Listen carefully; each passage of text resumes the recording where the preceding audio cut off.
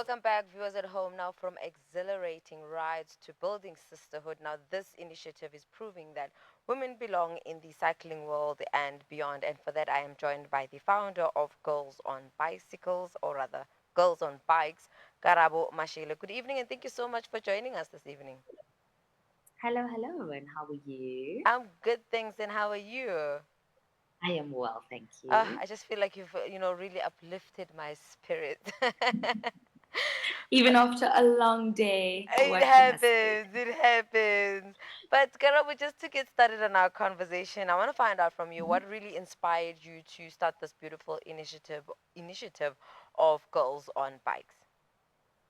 It is in its entirety to legit get girls onto bicycles because we kind of figured or had seen that riding bicycles or any sort of activity, there was not a lot of girls doing it because there is entry to barrier. I mean, there's a barrier to entry. And with that being said, we just kind of thought, you know what, getting girls on bicycles and the best way we know how to by riding bikes. Oh, wow, interesting. And with that being said, what would you say are some of the challenges that you encountered in really bringing this initiative from the ground up? Well, to be quite fair, it is the fact that, as women, we do go on our monthly cycles. So Mm, it is, things like that becomes, a challenge because during that time, you just don't want to do anything. The second is the fact that, like, I myself, I learned how to ride a bicycle in like my adult life. So it is girls not actually knowing how to ride bicycles. And, further to that, it is the fact that girls don't actually have bicycles. So there were a lot of challenges, but we did take those challenges and just kind of made it, how can I put it? We used them to actually make what girls on bikes actually is. mm. And just looking at the Yeah. fact that people don't have bikes, I just saw the prices of bicycles. I'm like, yo, wow, It where is the did we price get of a car. It's like a here? car on a car on a car. So really and truly, I totally get it. Like bicycles are very expensive. So we just really made it more affordable that you don't Amazing. actually have to commit to getting a bicycle as yet. Yeah, But yeah, we don't want girls not to ride amazing. bicycles because of a bike. Amazing. No. And with that being said, I believe also with your initiative, mainly it's not just about, just riding bikes, but importantly, Mm. fostering a supportive community. And, one thing of supportive community, it needs a whole lot of, intentional, mindful work. And I want to find out from you, how do you go about creating this welcoming and inclusive environment for women of all ages as well as backgrounds to join in on the rides? It's not even something that I think about or kind of have to do in like a systematic way. Mm. It is just thinking about how I would like to feel coming into a community or into a space where it is just predominantly girls. And like I said, I learned how to ride a bicycle in my adult Mm. life, which basically means that it shows you that spaces weren't there. So I kind of treat all of this as something that I would, how would I want to be welcomed into a space or into a community? I use my niece as, she's also a girl. We got a 20-year gap, so I use her as, one of my markers. So I kind of use personal, little moments and stories where I kind of be like, okay, cool, because of this and this and this, this is how I'm gonna go about creating the community and doing the best that I could. Hmm. And with that being Yeah. said, I mean, when we see cyclists doing their Mhm. own marathons, it's a very good, convoy that you're seeing. But what have you perceived in terms of reaction of bystanders seeing a convoy of cyclists, not who are just like compete on a marathon of any kind, but are just females riding bicycles? It is the greatest thing in the world. Like if you ever thought like when we ride in Soweto more especially, like when we ride in Soweto, we have little kids running after us. And Wow. because we encourage girls to also like dress the way that they want to dress, they look the way that they look. There was one time the one when we were riding, they were like, look, she's got long braids. Oh, Oh, wow. look, she's wearing a cute dress. So it really is the representation and it also just kind of shows in the onlookers and the bystanders. And even when we do ride in the suburbia, we And I know that, our country is the way that it is, but the good thing about it is that we do have motorists who kind of hoot at us, but in an encouraging way. And that is legit the only time we encourage hooting, by the way. But we do have those that, hoot, those that, cheer us on and say, go, girls, go. And even those that are walking by, and then like they will ask questions as in like, hey, when can we join? Where do you guys, how do we go about it? But the most precious ones is really when we do cycle amongst children, and the children like just stop and stare, because I think to them it's just like, oh my goodness, this is something new, and they just want to do it. It really does warm my heart. Oh wow, that is such an experience. And I think just coming back to my other question is we know that in the black society there's a lot of misconception or superstitions around a female being on a bike and so forth. And I think maybe these Mm. are some of the contributing factors that actually limit a lot of females, if not women, in terms of riding bikes. And with that being said, what advice would you like to share with our viewers tonight with regards to, overcoming that fear and just overlooking some of those superstitions? I think the first one would be you need to think of this as speaking to your younger self, Mm, speaking to a little girl that is obviously coming into the world and having to deal with, the misconceptions and things. Rather let the cycle stop with you, and you don't carry on the cycle to, the rest of, the little girls. And I speak of my niece, who's obviously the person that I always use as a marker to say that everything should stop with me. I mm, should be the last person that should feel uncomfortable on a bicycle, or feel like because I am, black, or because I may have, a booty, or I may have, whatever it is, it needs to stop with me, because I wouldn't want her to deal with it. So my advice would be to any woman of any age, do not want to let the cycle repeat itself, mm. and you just want it to stop with you. So that is really just my takeaway with everything, and how I just think that these misconceptions must just stop with us. I Ah, mean, if it were up to me, it should stop this year. well said, Karabo, well said. And on that note, in terms of the future, the plans and the projects on the pipeline, how do you see Girls on Bikes evolving, be it next week, be it 5 years down the line, or even just, 10 years down the line? Well, I've got very big dreams for Girls on Bikes. And as you have heard, I'm very passionate about women and children. And I think for me, it's one of my biggest things that Girls on Bikes, just in the vehicle of the name, then getting women and girls on bicycles. I think the future should be even more than that. So we've done previous pad drives. We do donate some of, cycling kits and things to children, to women and girls that actually don't have any, kits and so on. We do have a cycling clinic. So it is really trying to do the best and the most that we can actually do. And, I really wish that we had more hours, but I know Beyonce has 24 hours, and so do we.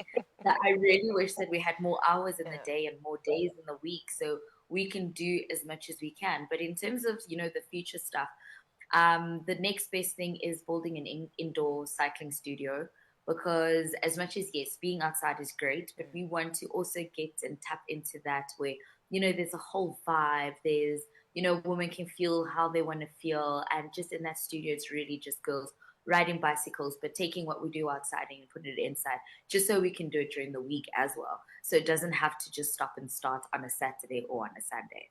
But yeah, but just to know, women and children, that is our aim. And someone is passionate about what they're speaking about when they want more hours. Because you're just like, okay, if you're not passionate about something, you're like, when am I getting done with this?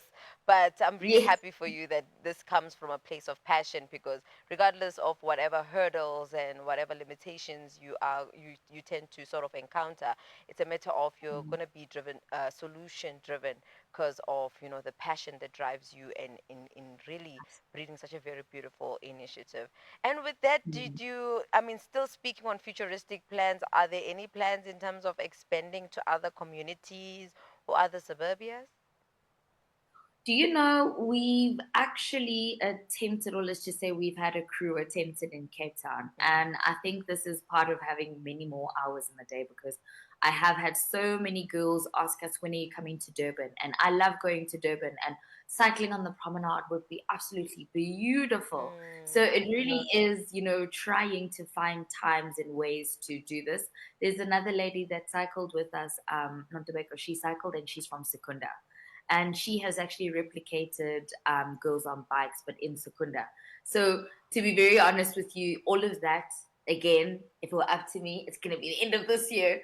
But willing of time and of the universe and how things really do pan out. We do hope to expand everywhere and anywhere where people want to ride bicycles and where there is a road and where we can basically, own the road and own the lanes. I really believe that it could be anywhere, but I think our greatest focus would be in the coastal areas for now, and then we would go into the inlands. Hmm. And I believe that there is another ride coming up very soon. And I just want to find out on behalf of myself and the viewers at home with regards to, can you tell us a bit on the experience itself in terms of the routes and all things around, the cycling itself? And I think most importantly, seeing that we're living in South Africa and women always tend to be, targeted in that sense, what safety measures is Girls on Bike taking upon themselves or just individually as ladies who are partaking in this beautiful, beautiful, beautiful activity in ensuring that they are safe at that? So safety is really paramount for us because more especially, I mean, yes, like the country we live in, and but more especially, I mean, we are girls trying to, make way on the road. Yeah. And with that being said, we do cycle with the guys, the bandits guys. So they cycle early on in the morning, and Okay. then they like, marshal our cycles. So we do have them be on the road with us. And to tell you, it's completely safe. They are the only guys that are on the road. So they will essentially stop cars. They will shield us. So we always keep left. They will be on the right hand side. When we're about to cross the road, they will make sure that the road is clear for us to go. We do have a support car with first aid. So in that sense, the safetiness, that's as safe as it could possibly be because other than that, there's nothing else to it. Yeah. And further to that, in terms of riding, it is the most beautiful thing ever. I think it was not this past Saturday, the Saturday before, we were cycling in town. So we do have various routes. We do kind of interchange if we do back to front and front to back. But we cycled in the CBD, and it's really great to see that. Well, also disheartening to see, our great CBD be dilapidated. But Yeah. other than that, it's really great to cycle through and be in places that people often don't go to anymore because of safety. But Mm. because we were in the CBD, it actually shows you how safe we were because not once did anybody feel like they were unsafe or anything could possibly happen. But the craziest thing is when we do cycle in places that, like CBD, for instance, we actually did find that the pedestrians were very welcoming. I think more than anything, it was taxi drivers as well. They were Wow. just like, no, you guys can go, no, stop. And I mean, Are you considering how taxi serious? drivers are, I know. And I remember the one time when we were cycling past, I think it is by, not Bree, the one close to Bram, just at the bottom. We actually had a taxi driver say, you know what, guys, thank you so much for bringing white people in this area because they're so scared to come here. And I was like, really? From a taxi driver, you are thanking me? So, really, truly, it is as safe as it could be. And because, we have the guys on the route with us, I call them First for Women. They are really there to help us with the puncher, with anything. I mean, I've got nails and I said, I'm not touching anything like that. So that's what they do for us. They will change the gears, they will change all of these things. We are just there to look pretty and ride bicycles. Lovely, lovely. You know, one thing for sure, I think it's very nice and very enlightening to seeing the other side of taxi drivers because from time to time when we hear conversations around, the taxi industry is always violent, it's always very quite sticky, but it's quite lovely to hear from girls on bikes are having quite a very delightful conversation, activity in that sense, or just joyful rides. But with that being said, can you give us insight in terms of are there costs incurred in terms of being part of the ride itself or just being part of the sisterhood? And most importantly, for someone who wants to ride, do you believe, and I know you mentioned this briefly in the beginning of our conversation, but just to serve as a reminder, are there any requirements in terms of specific level of training or cycling experience for those who would like to join? So just with costs, we do hire out a bicycle and a helmet, which is 250. So you get a helmet and you get a bicycle and you're all set to go because I mean with riding bicycles you don't need anything else. And with just having to be in the community, you just need to arrive with your personality and the drive and wanting to ride a bicycle. Don't be scared. I tell the girls all the time, don't be scared. Own the road as much as you can, but obviously in a very safe zone. So don't do too much, but just do the best that you can. Like, I mean, that is the entry that you need. And we often laugh at, you know, the girls that do come when they do ask us like, how fit do I need to be? And I always say that you just need to be fit enough because majority of our rides they span out between 10 kilometers and 15 kilometers. I mean, our longest one in Soweto was 20 kilometers. And even then the girls did want to like, punch me because they were like, Karabo, how could you make us cycle so far? We just wanted to be cute. How can you do this?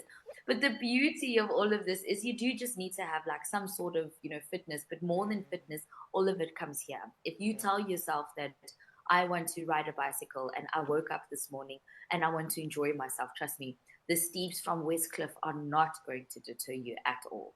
So I do kind of say that just come with the drive and wanting to be on a bicycle and enjoying yourself. Karabo, And please. pushing is not a sin, is Okay. what I'm told. Yes, you're allowed to push your bicycle. We do stop. I mean, it's not Iron Woman. So you're allowed to stop and you are allowed to push your bicycle. So, yes. Amazing. And Karabo, with that being said, can you share with us your social media details and the next ride? So viewers at home, myself included, and my girls, hopefully gonna be joining on. Please. Hello. So our next ride, actually just about to put up the ride link. So our next ride is going to be the 12th of July and on the 26th of July. So we've got two rides. Okay. Funny enough, we only used to have one ride a month in June. I mean, not June, in the colder months. But because the girls are like, we don't care about cold fronts, we don't care about the cold mornings, we want more rides. So Yeah. those are just the two rides that we have for the month. And our social media handle is Girls on Bikes. You will see a pretty purple flower. Oh, Karaba, this has been an amazing conversation. I truly, truly enjoyed it. And I just hope that a lot of, organizations can truly partner with you and have so many initiatives continuing to exist in all, girls riding, just empowering them in that sense and still being part of initiative of some kind. But thank you so much for joining us. It Thank has you so been much. a pleasure. I really do truly appreciate it, and I can't wait to see you on one of our rides. Yes.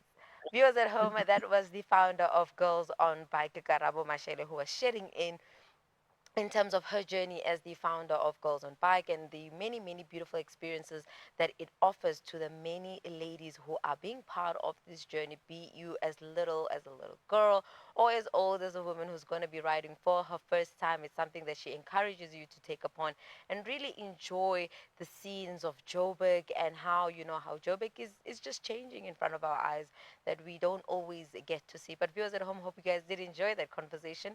For now, we're going to take a tit break. We'll see you just after this.